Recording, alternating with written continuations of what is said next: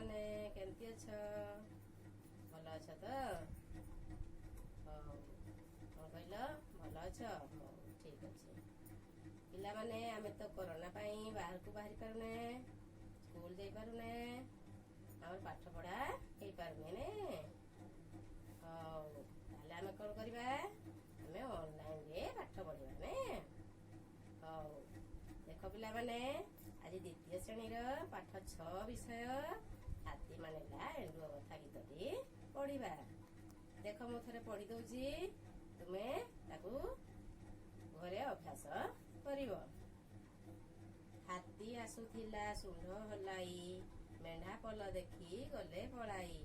ନଈରେ ପଶିଲା ହାତୀ, ଶୁଣ୍ଢରେ ତାହାର ପିଚିକାରି ମାରି ପାଣି ଖେଳେ ଗଲା ମାତି। ହାତୀର ଖେଳକୁ ଏଣ୍ଡୁଅ ଦେଖି